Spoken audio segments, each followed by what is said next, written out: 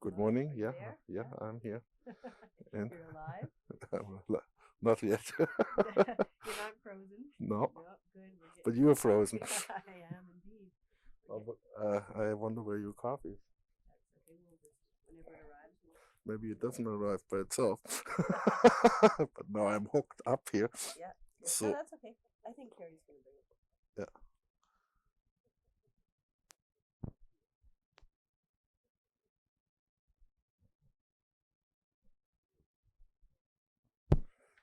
Okay. Okay, We're on the air. we're in the air. This is an interview with Reinhart Petersmann, landscape architect in Halifax, Nova Scotia. The date is January the 17th. It's 10 o'clock in the morning. Good morning, Reinhart. Good morning, Linda. No, we're on the air, yeah, and it's cold. It's cold in Halifax. In the moment, At the moment, you must have brought the cold from the west. Thanks. It was here. It was here. Maybe we could begin by going over some early information. First of all, when were you born?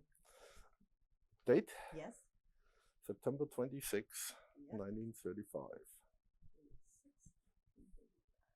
And where was that? That was in Germany. Uh-huh. The city is called Herne, H-E-R-N-E. H-E-R-N-E. Yeah. Okay. Westphalia. Westphalia? Yeah. That's like the ham, right? Yeah. How do you spell it? W-E-S-T? I don't know how you spell it in English. Westphalia. Westphalia. Yeah, something like that. Yeah. Okay. We were talking a little bit, very briefly, about your education, about your schooling. Can you maybe just explain a little bit about that to me, what you did in terms of schooling in Germany? And So I grew up practically during the war and after the war. And because of the war, my family moved something as 26 times or something. We moved away from the industrial area to was so-called evacuated into the country, and so we moved around quite a bit, and which affected my school system. I never, in hindsight, I never lived in a place as long as in Halifax. Well, yeah. my whole time we were always on the move, and it's hard to compare, as I said before, the German schooling system with the Canadian schooling system. The high school is longer. Usually you come out of high school between 19 and 20. And with a baccalaureate or kind of baccalaureate, but there are certain strains you can go just public school and finish with 14, or you go half high school and finish with a kind of in between there, or you can go full high school and then eligible to study. That's approximately the German system. And I've just finished half the high school, which actually doesn't, you're not eligible then to go to university. And then I went into apprenticeship for horticulture, which is 3 years, which was market, flowers, and veggies. And then I went to Palma de Mallorca and worked there for about 3/4 of a year as a gardener. There I met a German guy who was a landscaper in outside Toronto, Clarkson. And then I came, I was just 21, I came the first time to Canada. And worked there for 14 months. And then went back to Germany. And then went to trade school. The system there is that I decided then to become a landscape architect, and the system in Germany is such that if you don't finish high school, you have to go to called master school. And if you finish in the master school with a certain degree, you get a letter saying this fellow is radio eligible to further his education on university level in this field. Mm-hmm. So if you go through my education Mm-hmm. experience, well, this was horticulture journeyman, then that was called master landscaper. Right. If you go to the School of Master Landscaper, you can get this letter to be eligible to study further, or you are eligible to work as a landscaper and have journeymen, apprentices. Sorry. Mm-hmm. Mm-hmm. So you then went to the university? Well, that was, yeah. Well, then I was eligible to go to the university, Mm-hmm. but then the waiting list was 3 years. Wow. So in the meantime, I came back to Canada to make some more money. Then I worked in the second time I came to Montreal and worked in the botanical garden in Montreal for the summers. Winters I was laid off and worked in construction and doing advent wreaths and stuff like this. Doing what? Sorry? Advent wreaths? I don't know if you know that. Oh, Advent wreaths? Yes. Oh, Yeah. yeah. And stuff, all kinds of stuff. Very creative. And then I. Was that when you worked with Louis Perron? No. That's the third time. Okay. Sorry. No, that was just because I didn't have any landscape architectural education at the time, Mm-hmm. and waiting list was 3 years, and so I said I go back to Canada. And I worked there for I think 2 summers in the Jardin Botanique thing, and that was 1950, 59, 60, or 61, somewhere around there. That's when I met the first landscape architect in Canada, Mr. Lappins, who used to work for the city of Montreal. And otherwise, there was no one around I knew about. And then I think 61, I went back to Germany and studied. Went first to 59 actually. First went to Berlin. Mm-hmm. It is horticultural. In Germany again, there are 2 strains to back up a little bit of landscape architects. There's university degree and a kind of technical degree. Mm-hmm. So the Berlin Dahlem one was more a technical degree first, and then from there I went to didn't like that too much actually. So because it was very schoolish. Uh-huh. So, and then I went to the University of Formative Art in Kassel and worked with a professor. In Kassel, the school there was somehow structured like the Bauhaus. Mm. So there were painters, sculpture, graphic design, art education, photography, pottery, and architecture and landscape architecture. And it was more like master classes. So we had one professor, which was the master, and we were a group from 8 to 16, 15 Mm-hmm. around him.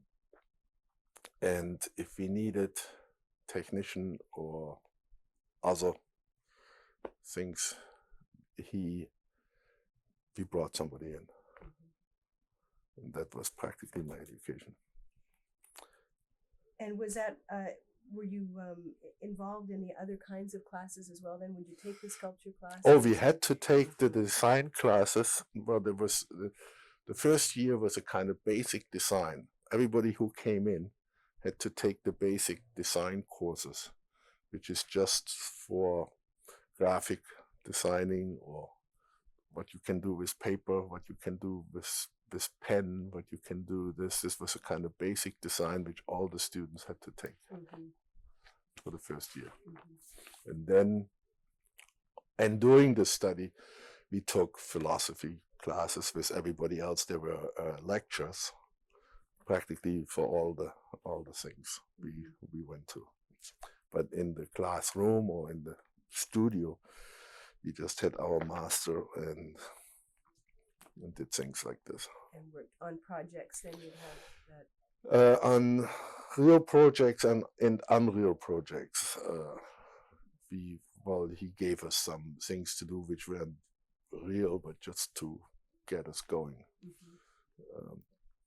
For example, I remember the first project was to design a private house, and we had to make a model. First of all, we had to look around and see what houses we liked, and then we had to choose one. Then we had to make a paper model of it. Then we were given a difficult site, and then we had a big sandbox in the room, and then we learned the grading. So we had to make sections, and then with sand grade the thing around. Yeah. So it was very practical. It was very hands-on. It was both. Well. It was both. And most of the people who were in the class had practical experience as landscapers or something else. It was, we all had practical backgrounds, most of the people. So you were bringing knowledge to this further education. Yeah, practically we came from different directions, all the students, and since they were just 12 or 14, it was actually, we were all proud that we were accepted by the master, so-called. And like I said, it was built on the Bauhaus. I don't know if you heard about the Bauhaus. That is just, more master-student or master learning experience. It's not just student, it's kind of learning experience. And in a smaller situation. Yeah.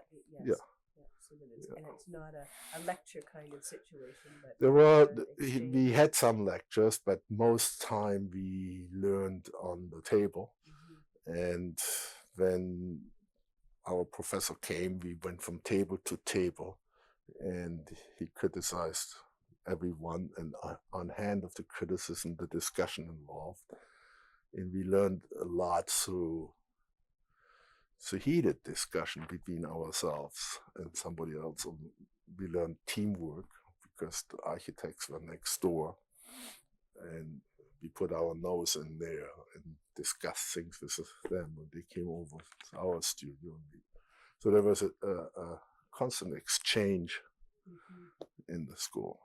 What were some of the design principles that were important that they taught? It's very hard for me to design principle. I think the main design principle for this first professor we had was to create outdoor rooms and to blend into the landscape, to bring in the landscape into the gardens, to recognize the landscape and work with the existing thing or not against it, to model the site with a lot of berms and valleys and stuff like this. Not like the English country gardens. No, not at all. No, not at all. This here is the first professor I worked with, and I have a book here which shows his works and work we worked on. It's it's not at all English garden. It's more freestyle, working with a lot of plants, creating rooms and environment with transition areas into the landscape, and to bring the landscape into the surrounding into the garden. Because if you have a piece of property, for example, like if I sit here, I can see all over to Dartmouth. So if I have a land, I can, through planting and through creating the rooms, I can bring certain landscape in to my project, and certain areas I could block out with planting. Mm-hmm. So, was there a strong horticultural basis to your program as well? no. It was a very design-oriented program, and just when we needed horticultural input or technical input, we got a practitioner in who helped us on certain areas. We were always taught, don't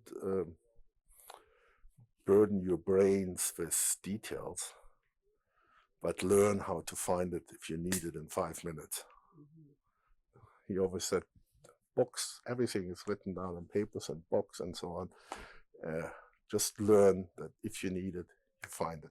Yeah, that's what it is. And to learn how to help yourself. Mm-hmm. But he was very broad-minded, the first one. Did you have any difficulty transferring that knowledge and that information to the Canadian scene? In the beginning, yes, because as I mentioned last night, I felt the Canadian scene was very engineering-oriented. You had to know, the geometrics, how the road is built, and for me at the time, it was too much engineering. I was much more geared on design. Mm-hmm. Mm-hmm. Like I used to say, I'm more the person with a 6B pencil than with a 2H.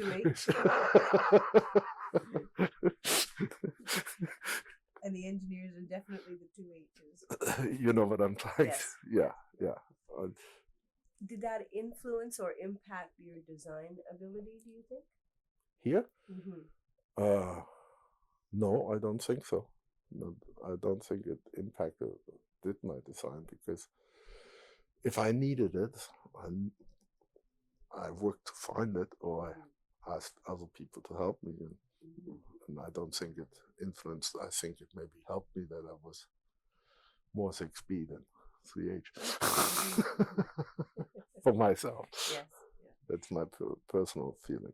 And that was certainly an outgrowth of your of the education. That's certainly an outgrowth out of the education, because the first professor we had was always big thing and so on, and then halfway during the term, we got a second professor who was more into green planning, as I mentioned to you yesterday.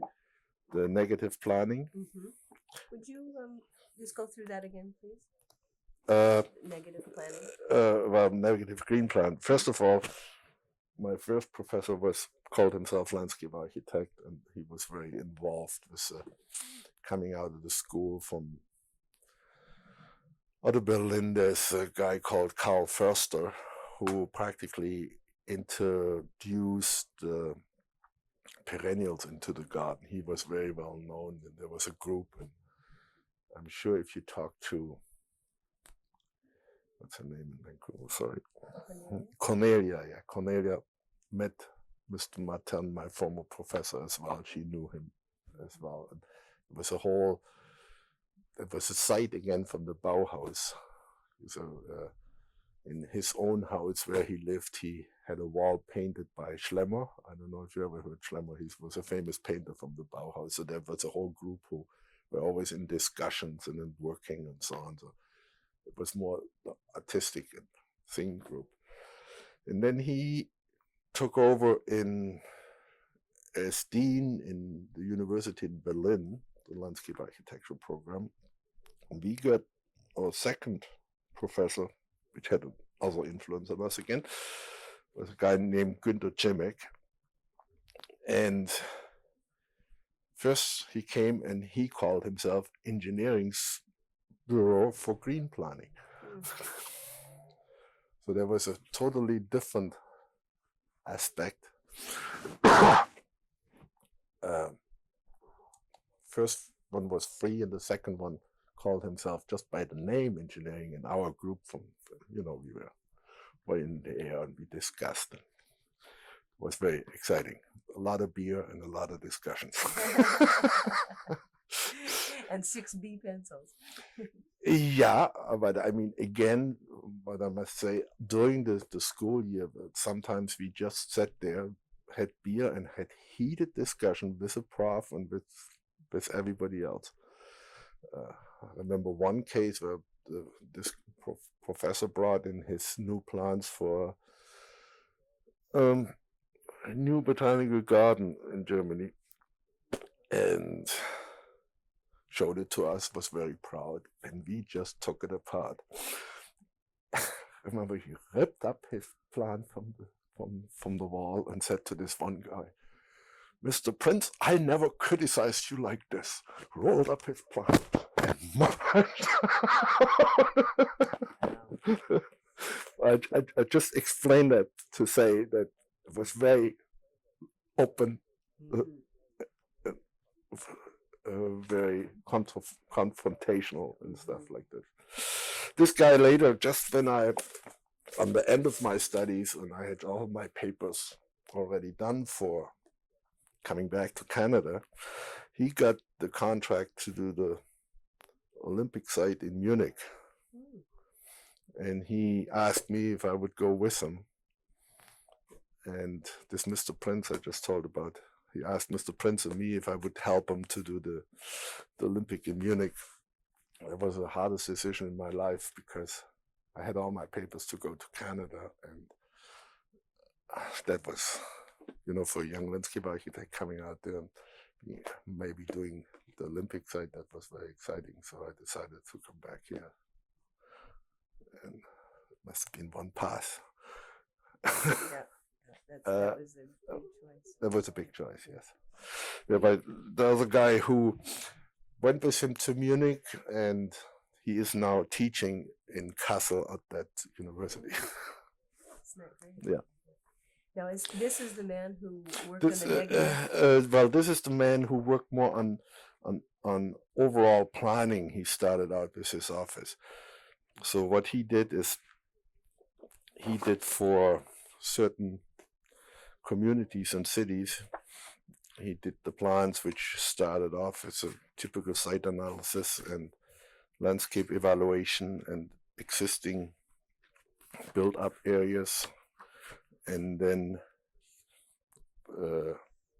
having a green negative concept with areas. So what he did was evaluating existing green areas and areas where it shouldn't be built on because of, like I said, rivers or from the landscape stuff which we would lose and so on. This would then be connected into green areas, and the leftover areas were then shown as to be built-up areas. So he called it the negative planning, showing all the green areas in negative and the rest could be built or altered. That was his concept at the time. Did he do that in layers? Yes, negative plan. Yeah, I can even understand that. Yeah. Did he do that in layers, or was there just one, like the negative plan? No. That's why I just show you here that you want to hear it in words. Yes, it was, well, through layers it came out, but it was shown in all the plans, so that the concept in the booklet he was clear to understand. Because the real other thing, this went for practically public hearing, and the real problem in the time was always, we were taught to not speak into planner or professional language. We should talk in plain words so Joe Blow on the street could understand it, and make plans simple so people could read it. To get the people to support it. Are you familiar with the work of Ian McHarg? Yes. Would you say that it's something similar in terms of concept? Ian McHarg,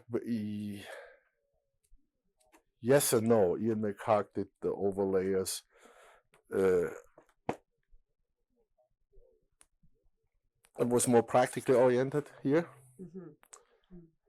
and it was more for existing cities, where Ian McHarg did it more for roads and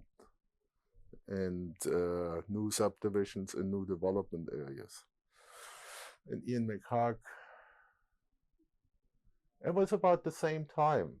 And since you mentioned it, it was two strains. It was Ian McHarg did it more on the North American scale and demand for that stuff, whereby he did it more on his term of the demand in the city and more into town planning, demand for green areas and green spaces, and put more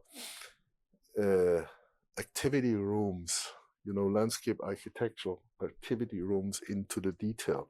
So if you have a green area which is connected, that you also show how many sports fields you need and how many play areas you need and stuff like this. So he went right into from the Ian McHarg thing more into the detail with cost proposals and stuff like this.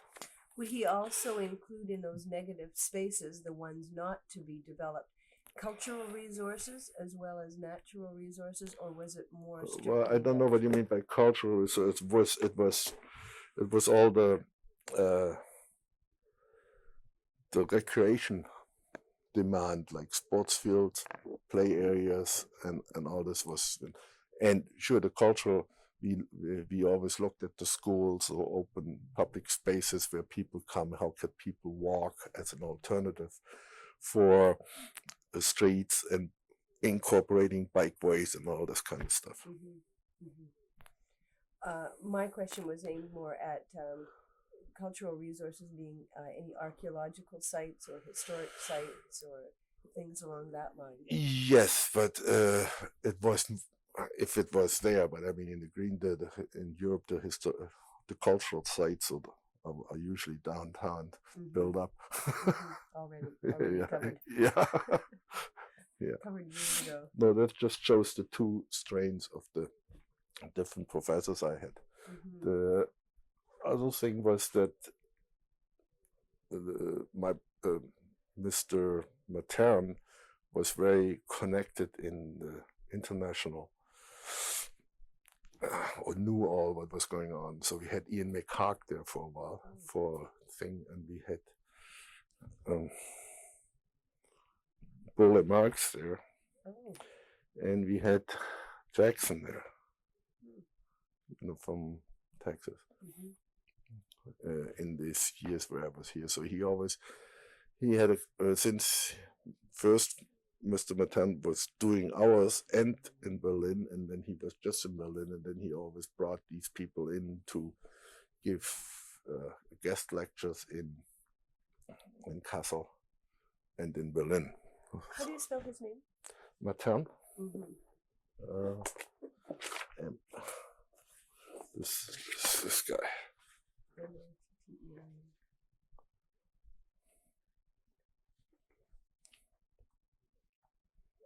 Okay, and that was the first professor. Yeah. Günther Jimmick. Jimmick? Yeah, was the second one. Okay. In the time in Kassel. Yes. So that was exciting. It sounds like it too, even this many years later.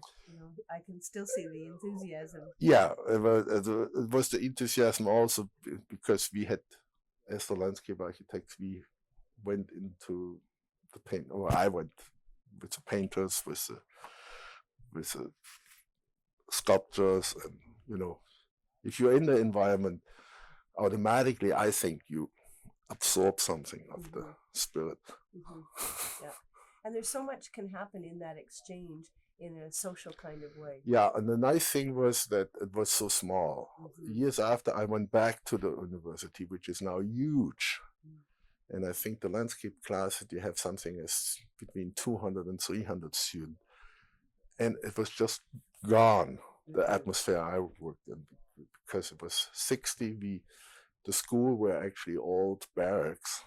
So we could do with the walls whatever we wanted. We repainted the thing. We had fun. Yeah. Yeah.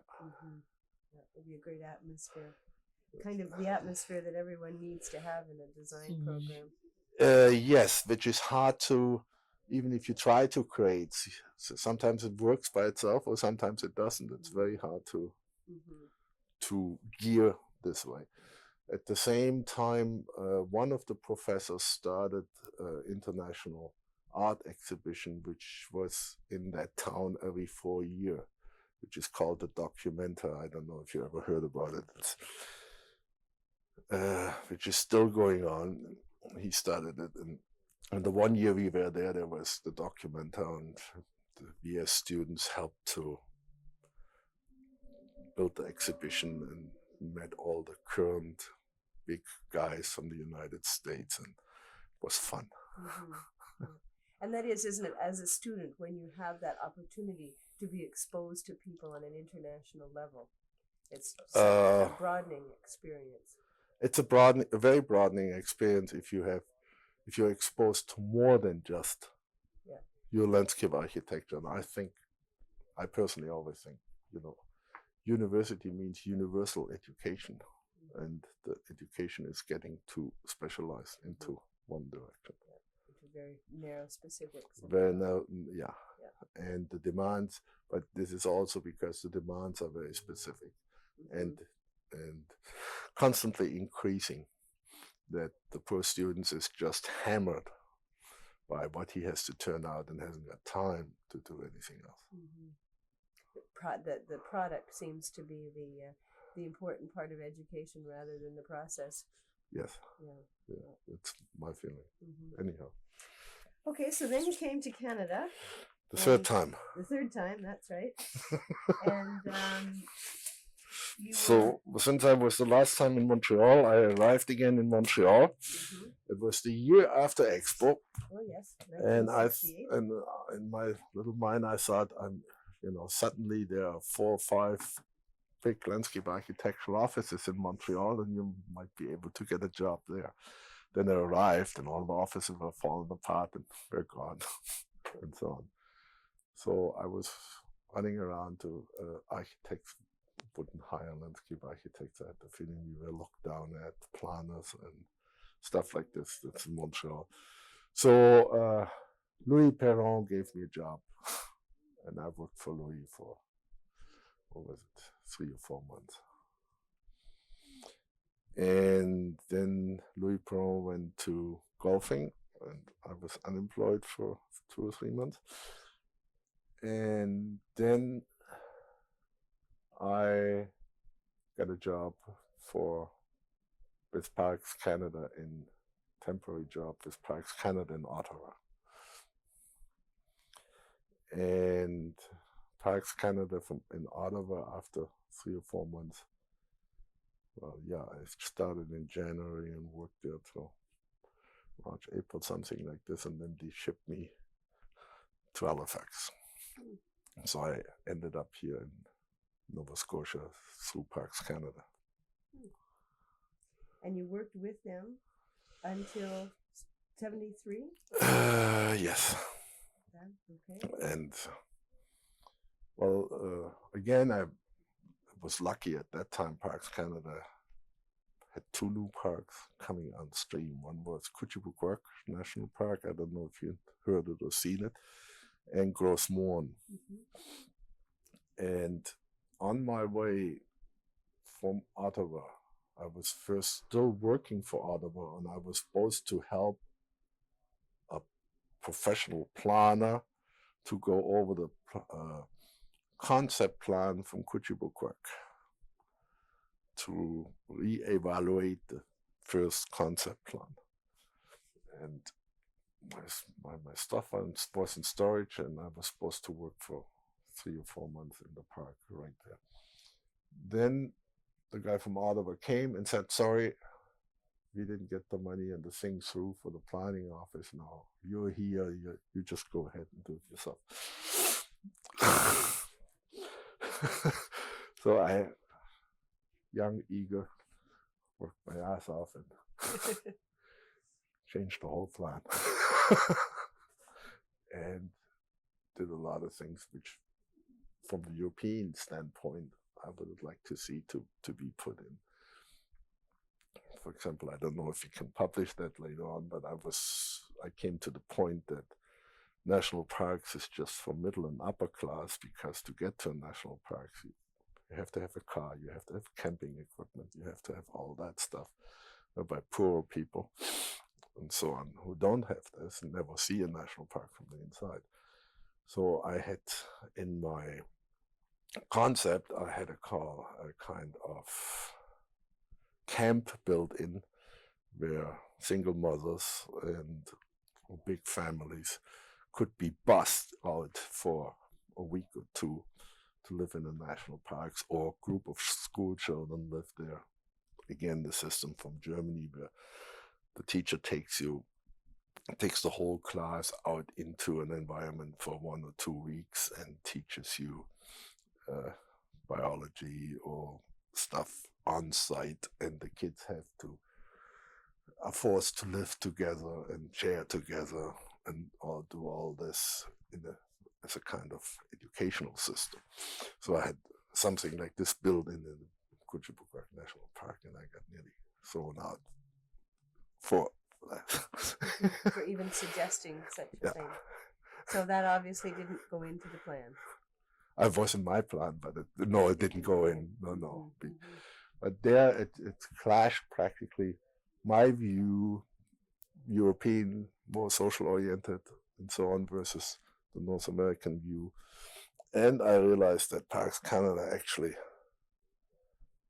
is just there for themselves, not for the public. Don't write that. But you're defending that. I mean, that what you're saying is true. That's, you're defending that point of view that they're not for the general masses. If you don't have a car, how do you get to a national park? Yeah, well, and they defend themselves and say, we are actually not there for the public. We are just there to set a piece of land aside, like a museum. But what is a museum good for if you can't look at the art pieces? That's my point. I mean, this is I thought parks should be there for people. At the time, I was very surprised to hear that the superintendent took off his 4 weeks vacation in the month of August, which is, July, August. Yeah, the height of the time. Yeah. He didn't want to see the people, so he took off. Yeah. Oh well. There are different personalities in different places. Yes. Yeah. That makes the world so interesting.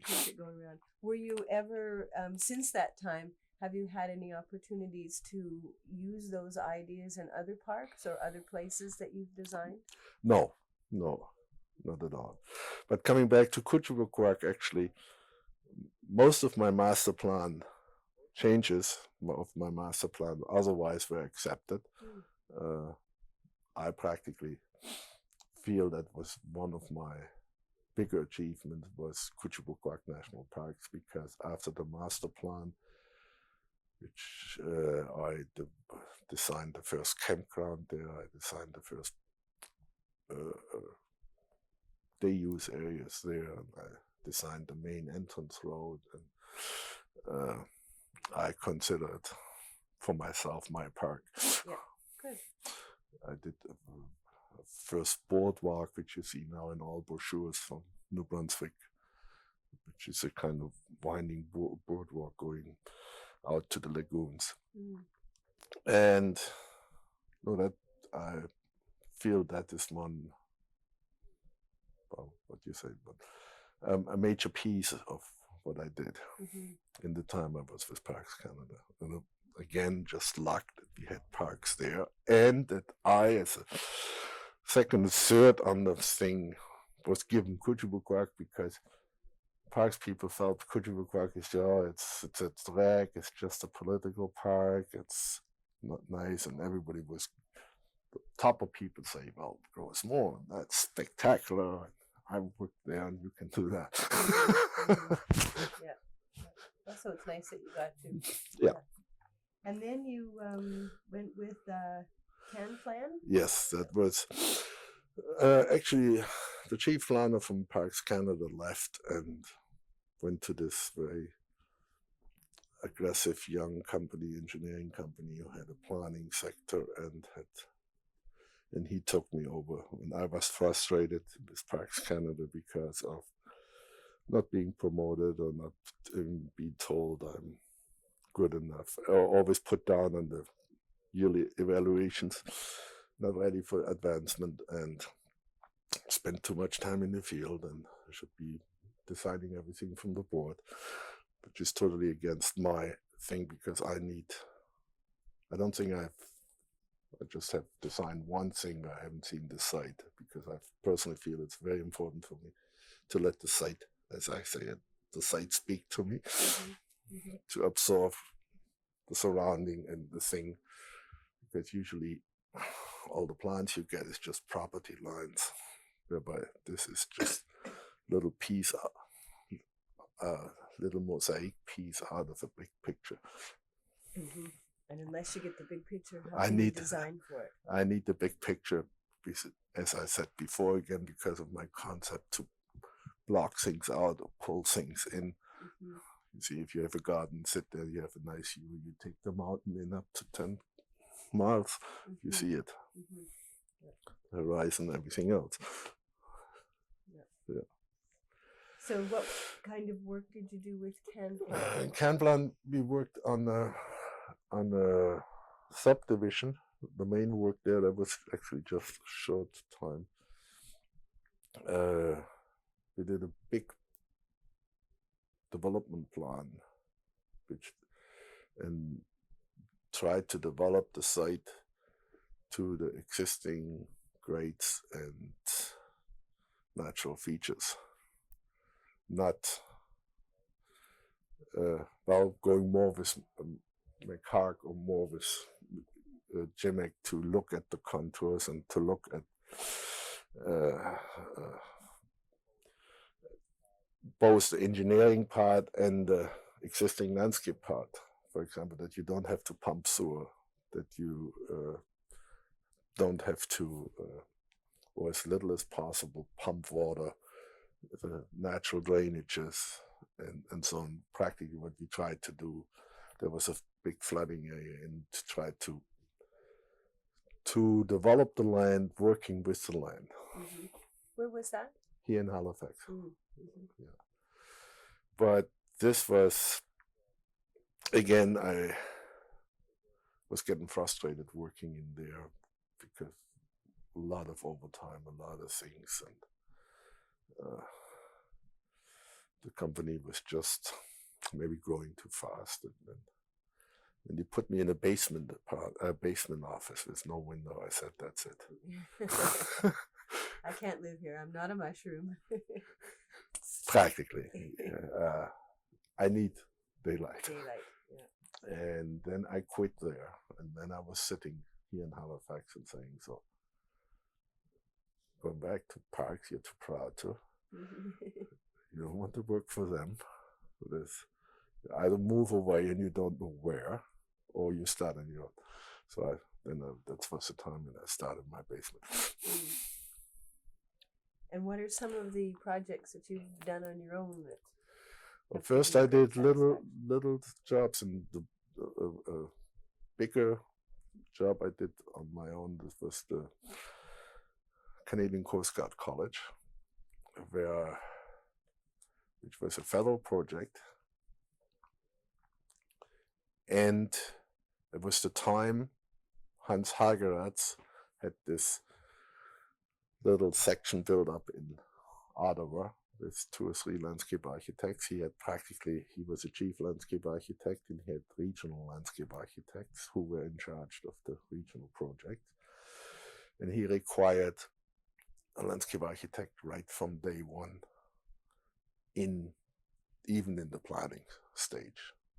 And that was just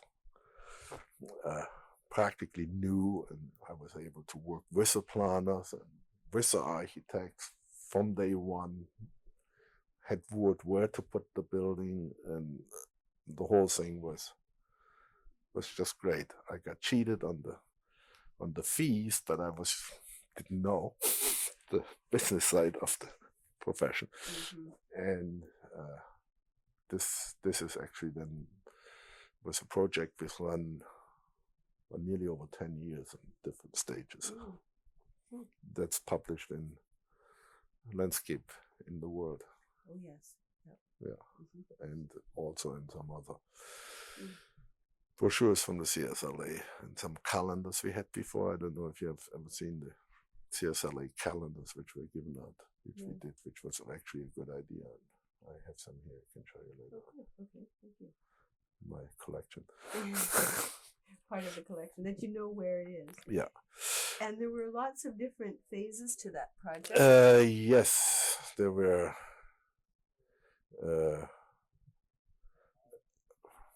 I out the tape. No, not yet. That's like close. You have another one? Yes. Anyhow, I forget how many, but it was about 5 or 6 phases at least. And where we had the whole design done.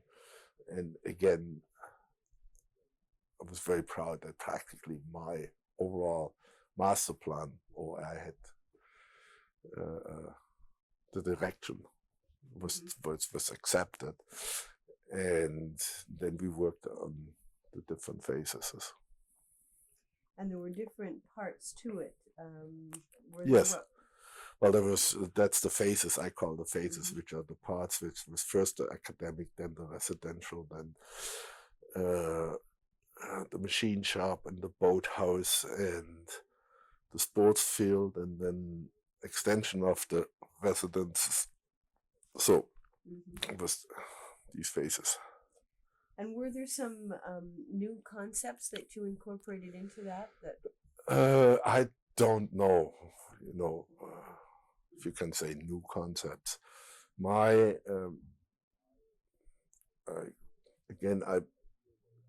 my idea was, okay, we were out in the bushes and in the woods.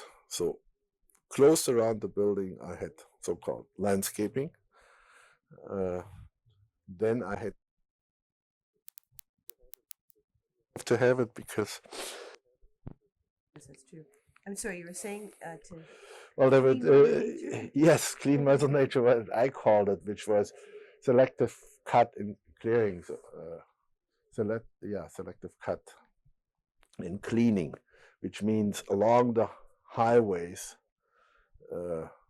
We started off, and I think it's a good. You see a lot of falling trees and dead trees and maybe too many spruce and so on. So if you drive along the road, just off the road, we cut all the dead, fallen, broken, diseased stuff out. We cleaned it all out and maybe thinned out 5 to 10% of the spruces, so that you driving by, you have a little view into the forest. So that's what I call the 3 zone: the natural, the transition, and the landscape architectural zone. Because the other thing is what we have to watch is maintenance cost on big projects. So you would like to have as much natural stuff as possible. Maybe you should put that higher down there. This is a continuation of an interview with Reinhart Petersmann in Halifax. Just to change direction a little bit here, Reinhart, with your experience that we've discussed, you're coming back to Canada for the third time in the late 60s, and your work that you've done here, what do you feel as someone who has had the opportunity to see landscape architecture in another country? What do you feel that landscape architecture has done to the face of Canada? That's a very big question, as far as I'm concerned. If you go a little bit back, I think in the time I came back the third time, the last 25 years, landscape architecture in Canada it was quite progressive for the country. First, when we came, there was hardly anything, and like I said before, it started out maybe with a world exhibition, and then I have the feeling that there was always more landscape architecture done in Quebec. Like, I was impressed that the city of Montreal always had a big contingency of landscape architects from very early on. Then, as we mentioned last night, and all the way through, CMHC started to require the service of landscape architecture, which was a demand for landscape architects, and we had CMHC landscape architects in various regions. Then Public Works had landscape architects. Yeah, then Public Works started to have landscape architects, which helped the whole profession again, because there was a requirement that on all bigger projects, or on all projects from Public Works, the landscape architectural service was required.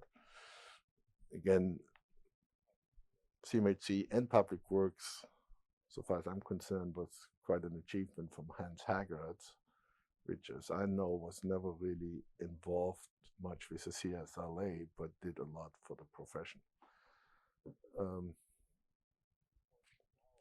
It's disappointing now that I have the feeling we came to a certain point with Public Works and CMHC, and this is all again down the drain. We don't have chief landscape architect for a big country like Canada, which I find is very disappointing. Mm-hmm.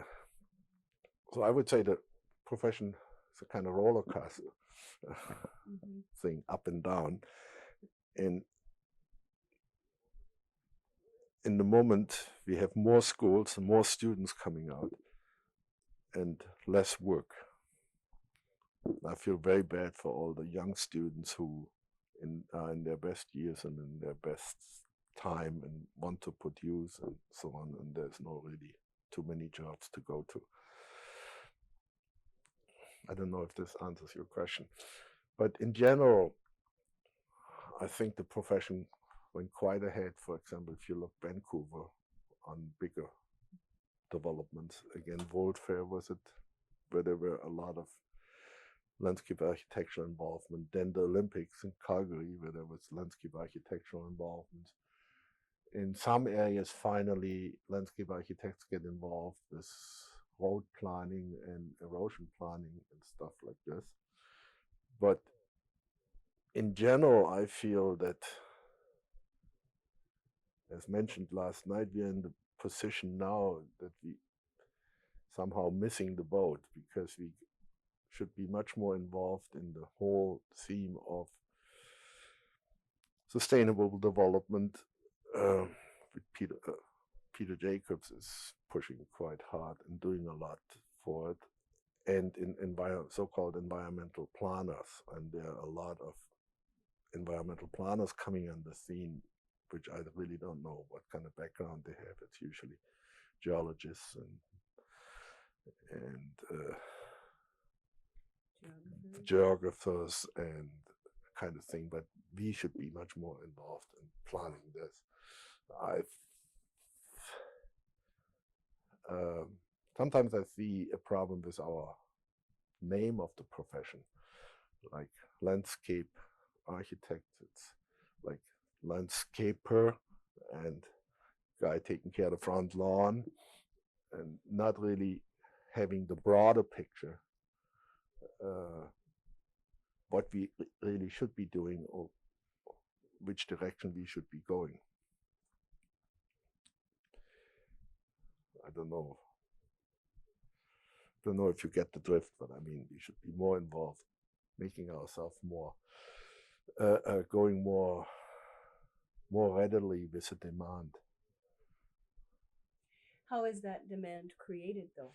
The demand is created in the moment by everybody is getting conscious about the environment.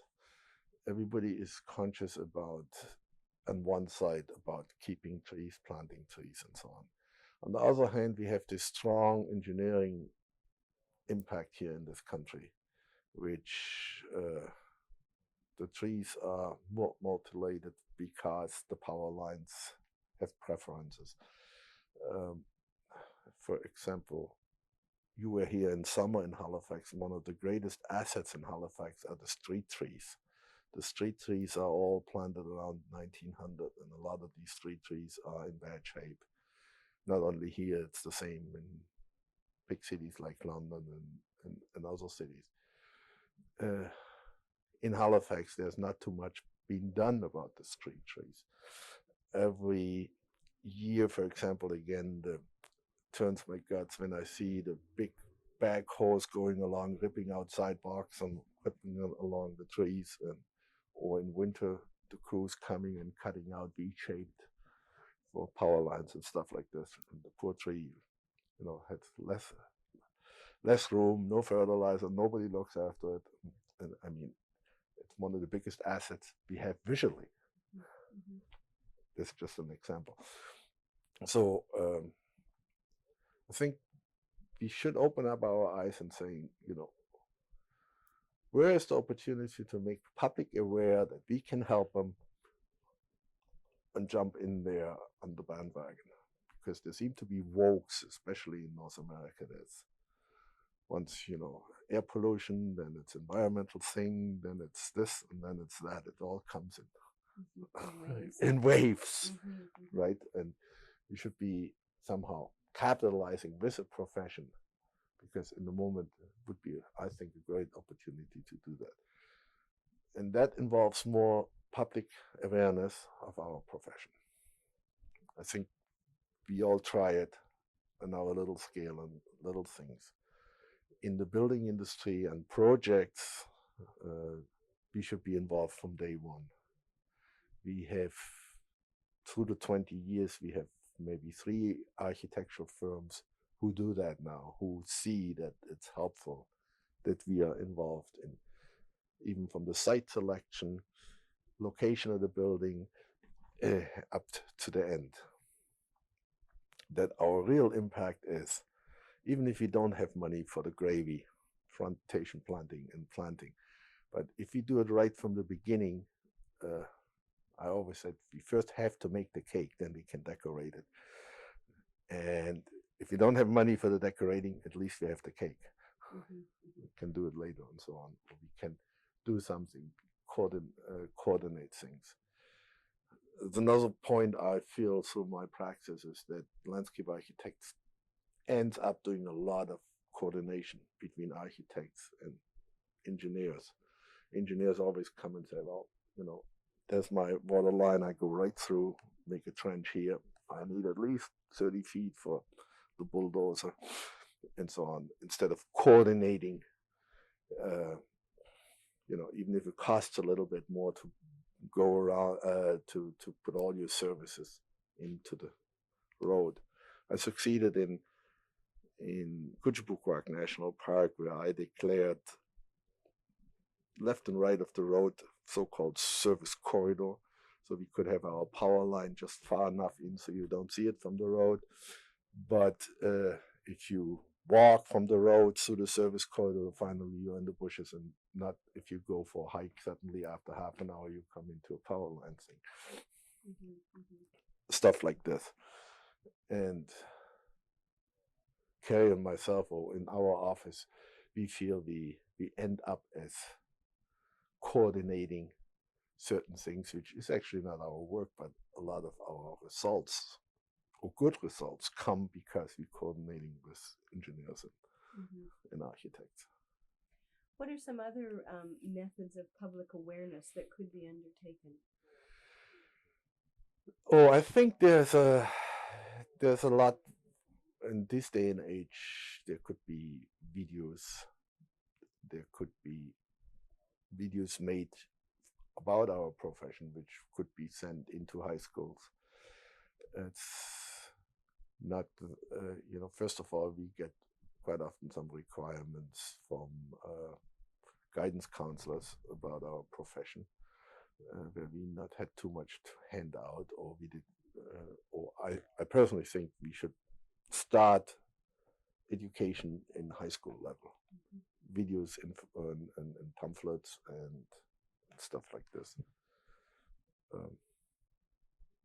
Saying this, just coming back for a minute, when I immigrated to Canada the last time, there was no classification for landscape architect at that time in the Canadian immigration system in the book.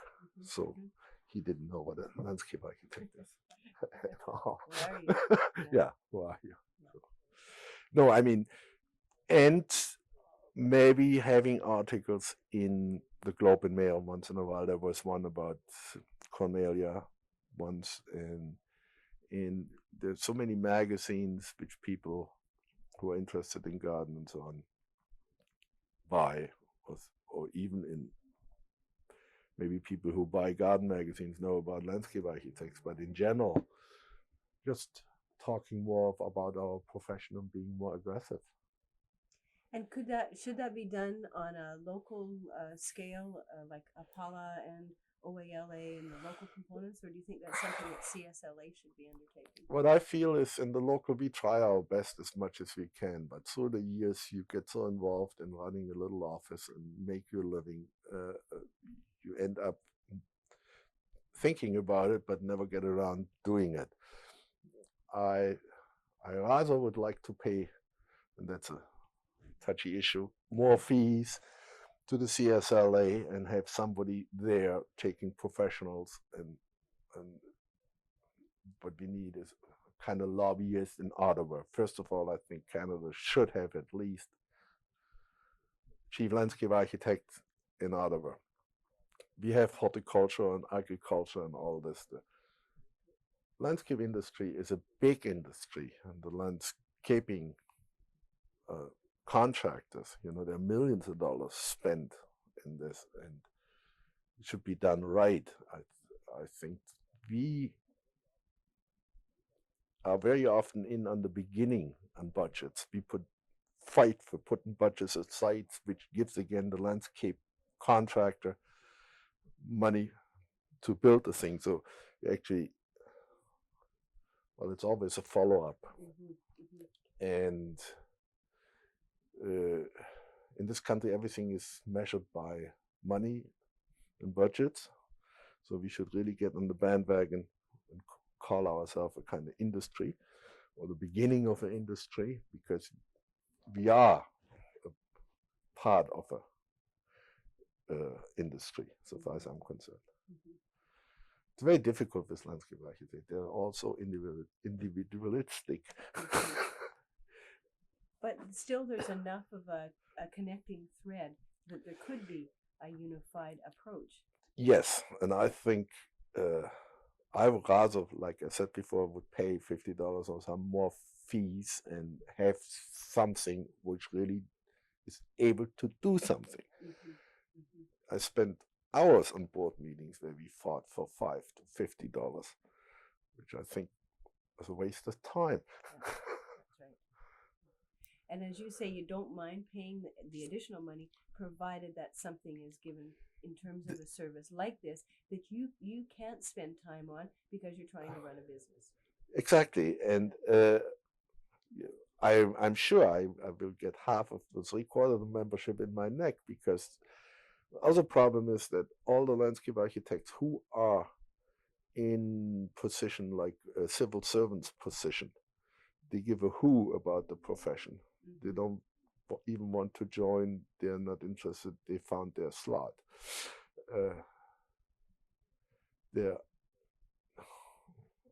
It's very hard. Other people think they don't need it, but what I'm looking at is more a general approach for the future for our profession.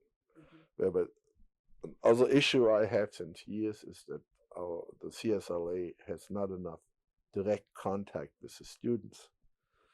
We have some contacts with the universities, but I think what I found when I grew up, when I studied, I was always very interested.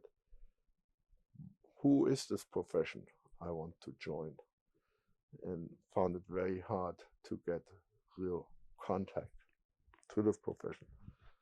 I met my first people when I attended IFLA congresses and just talked to all the, at the time, for me, big guys who were in, Ian McHarg and all the famous United States landscape architects and so on. And then if you sit there as a little student and look up at these big guys, and at least it's different if you talk to them and meet them than if you look through their books and admire them.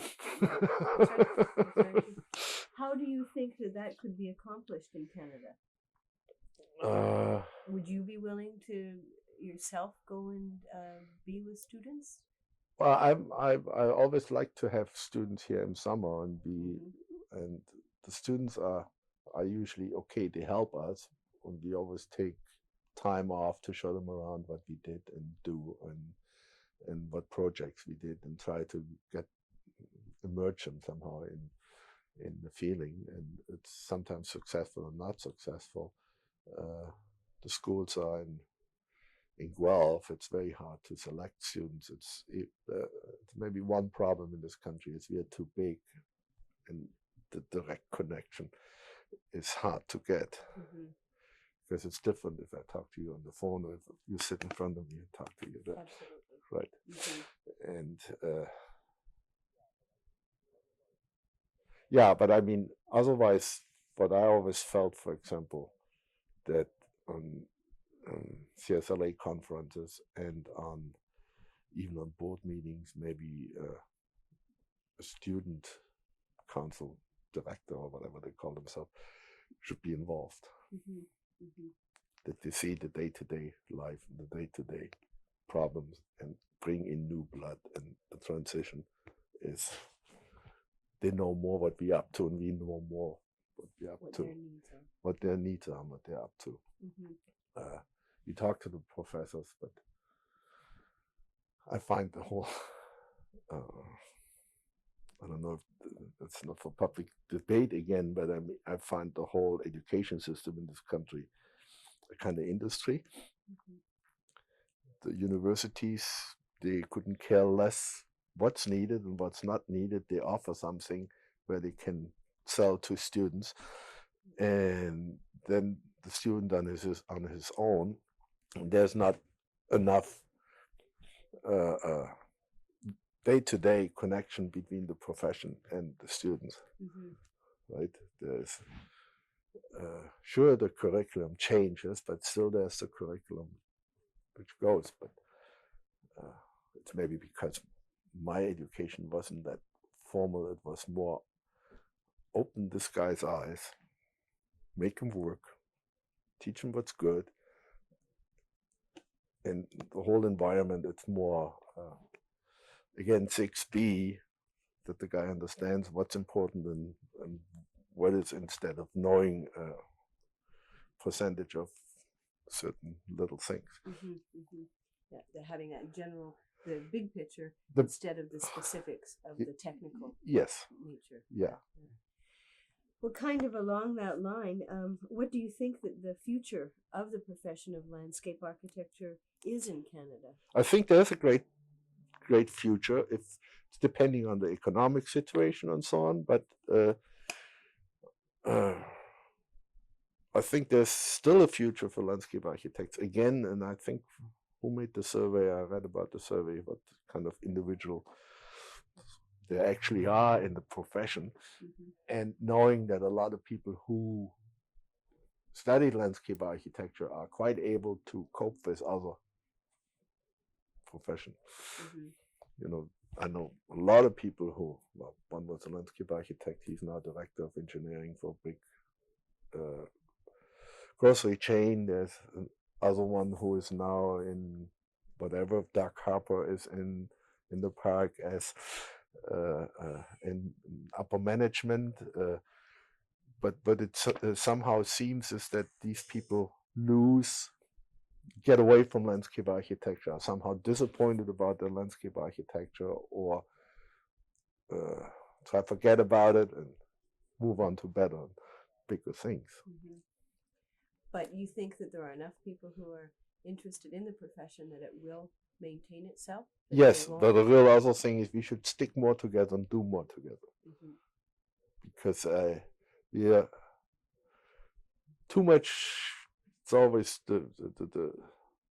I think we're trying very hard, and we have the same group of people who are always trying to keep the things going, like Larry or like Jim Taylor, or there's this group who is always interested in the profession, but there are so many out there who really could help us, and somehow it's very hard to get them all together and get something going. Tap that resource. Yeah, to tap the resource. Do you see, when we were talking earlier, you mentioned about the whole concept of the environment as something that's in vogue these days. Yeah. Do you see that as a possible future direction? Oh, definitely, and I think we really should go into that as soon as possible, because otherwise we losing the connection, as I said last night and today, that we somehow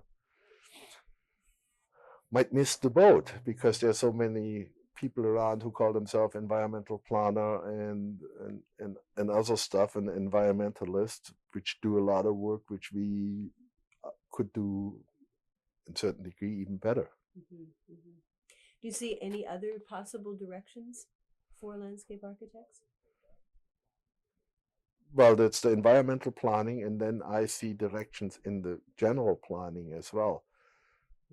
But the whole planning, since there was no much growth in Canada, there's no real planning profession left actually in Canada. However, I think, again, like my professor did 30 or 40 years ago, one has to look at, emphasis is on revitalizing downtowns and revitalizing existing houses or communities and so on. And I think there's a big role for landscape architects as well to play in that kind of planning. Mm-hmm. And do you think there needs to be more communication between practicing landscape architects and the schools where students are being educated? First of all, I think we need more communication between existing profession and the young profession coming on. We need more cooperation and connection with engineers and architects, because it seems, and this is very hard to do, I think, because architects think they're God, engineers think they're God, and we are just on the fringe. God-like.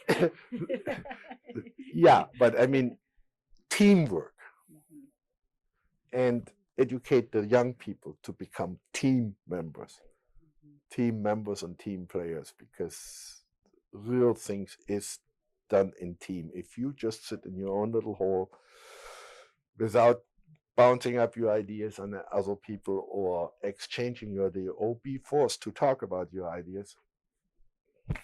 Yeah. We live in a community. Human beings need contact, need exchange, need things. And that's the same, I think, but I'm coming back to the profession, is a little bit missing between architects, landscape architects, engineers, students. Should be more talking, right? Conferences, I find, are very good, but most of the time the programs are so overloaded, you sit there and you can't make up your mind if you go this guy or listen to this guy. So you start jumping and say, well, I have to hear what he's saying, and you have to hear what he's saying, and then you end up having nothing, instead of just trying, maybe just more discussions and more talking between us and between the profession. That's, for example, what I felt in Montreal. I don't know if you were in Montreal. There we had the possibility, the conference in Montreal was arranged by 2 or 3 other organizations, where we really could have had more talk between ourselves and how one profession can help. Yeah, you were so busy trying to find the room that you were trying to go to get to that talk, that you didn't have a chance to talk with one another. But they were all intermingled. But I mean, maybe a session just sitting there and saying, okay, you're a historic planner and you're a landscape architect, you're this, so what do we have in common and how can we get the whole approach into one? The whole world is trying to do North American Trade Pact, right? Doing European Trade Pact and so on. So we, in our little thing, should try to get some partners too, to push the whole thing, because especially in Canada, we are so small. We need alliance with planners, architects, engineers, and we need to make ourselves more public to the general public to know what we're really doing. Because we're conceived as, yes, the guys are good, but I can't afford them. And so then the architect does. In bad time, architects hates to give up part of the pie and tries to do it as good as he knows. We have architects here who copy all details from our plans and stuff like this. So you can't help it and spot it. You just know it's some contractor and saying, hey, I got a set of plans from so-and-so and that looks like your detail. Right? Knowing you, that looks like your detail. And that's how can you control that? Well, you can't control it, and I don't care about it as long as the work is good. But what we really want is trying to get cooperation from all the sites and being more accepted, not as additional cost, but as a help. And we have to sell ourselves. What I always try to, as mentioned before, we sell my services saying I pay for myself, saying that if we do the grading right, and we plan the whole thing right in the beginning, you can save so much and so much and so much. And that's the cost. And that's my fee, and even maybe you save some more. And it's getting to that point where you're able to be in a situation where you have the opportunity to say that, and then to have the opportunity for people to believe you that that's the that's we have a couple of people convinced that we can pay for ourselves, but there are also, but these are just a couple, right? But we're talking about how do we get to know the profession to the general public. That a city like Halifax should have a landscape architect. There's sitting planners who haven't got an idea about landscape architects who look at landscape architectural plans. And I think you can go across Canada and count the communities who really have landscape architects. And as you say, there's somebody in that city administration looking at your plan. So who is it, and what do they know? So I think we should, I don't know, promoting the profession to the general public I find more important, and general public and related profession, instead of tending to pat ourselves on the back. That sounds like a good place to stop. Yeah. Thank you very much. Is anything else? No. Well, hold on. Thank you very much for your time this morning. I really appreciate you taking the time to talk with me. Well, thank you, because I'm very interested in the profession, and I hope we get somewhere and do something. Well, maybe the results of this study too will be able to use that in a very positive way to develop future contacts. Future contacts and get going.